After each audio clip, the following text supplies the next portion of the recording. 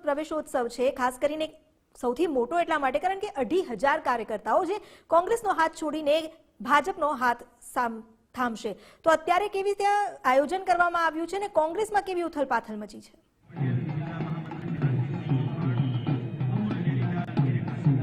અમિતા, જે પ્રમાણે આ દ્રશ્યો જોઈને સમજી શકાય છે કે ખૂબ મોટી સંખ્યામાં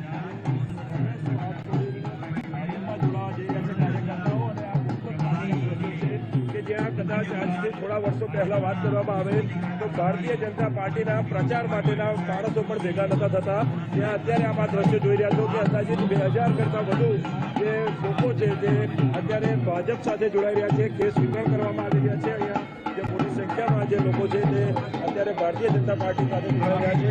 સમગ્ર આયોજન જે છે અહીંયા કરવામાં આવ્યું છે, અને આપણે આ સીધા દ્રશ્યો જોઈ રહ્યા છો રમણભાઈ સોલંકી દ્વારા અને સ્થાનિક જે અગ્રણીઓ છે એમના દ્વારા જે છે આવકારી રહ્યા છે તેમને ભારતીય જનતા પાર્ટીમાં. રમણભાઈ સોલંકી કે જેઓ નાયબ મુખ્ય દંડક છે ગુજરાત વિધાનસભાના, અને તેમના દ્વારા સમગ્ર આયોજન કરવામાં આવ્યું છે. સાથે જે પ્રદેશ અધ્યક્ષ શ્રી પાટીલ જે છે તે ટૂંક સમયમાં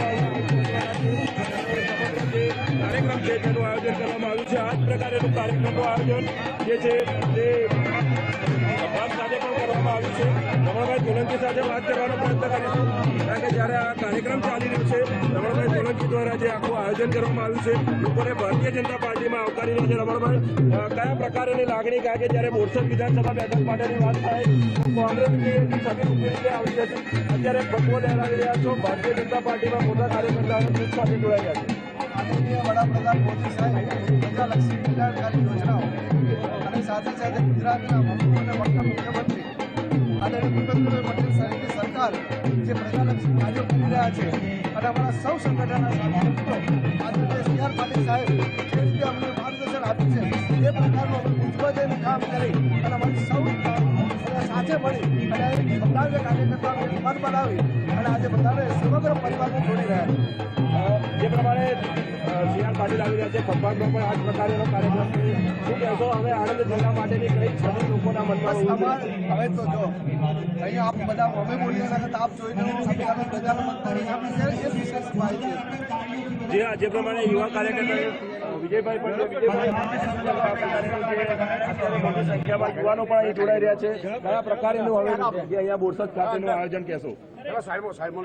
જી વિજયભાઈ, જે પ્રમાણે આજે આપ લાઈન બતાવવાનો અમે દ્રશ્યમાં પ્રયત્ન કરીશું. ખૂબ મોટી સંખ્યામાં યુવાનો જોડાઈ રહ્યા છે. વિજયભાઈ, અમુક વર્ષો પહેલાની બોરસદ વિધાનસભા માટેની વાત કરીએ તો ભારતીય જનતા પાર્ટી માટે પ્રચાર માટે માણસો ભેગા કરવા પણ એક પ્રશ્ન હતો, હવે કયા પ્રકારની સ્થિતિ? અત્યારની સ્થિતિ જોતા હું કહીશ કે જો રામ કા નહીં વો કિસી કે કામ કા નહીં. અયોધ્યામાં ભગવાન શ્રી રામની સ્થાપના થઈને આજે બોરસદની અંદર એનો જાણે ભવ્ય માહોલ, સમગ્ર બોરસદ રામમય બની ગયું છે.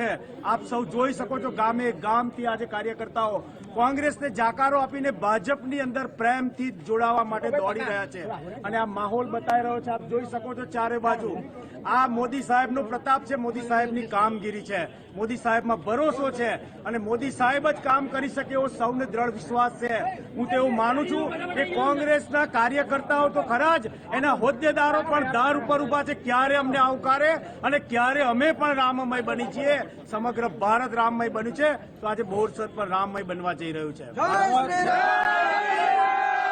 એક અલગ જ ઉત્સાહ જોવા મળી રહ્યો છે. દરેક જે કાર્યકર્તાઓ જે છે અત્યારે ભારતીય જનતા પાર્ટીના જે ભગવાન રંગે રંગાઈ રહ્યા છે, અને આ બોરસદ ખાતે જે પ્રમાણે આ કાર્યક્રમનું આયોજન કરવામાં આવ્યું છે, ત્યાં મોટી સંખ્યામાં જે આયોજન જે આપ જોઈ રહ્યા છો, જે કોંગ્રેસના કાર્યકર્તાઓ છે જેઓ ભારતીય જનતા પાર્ટી સાથે જોડાઈ રહ્યા છે, ખૂબ ઉત્સાહ જોવા મળી રહ્યો છે.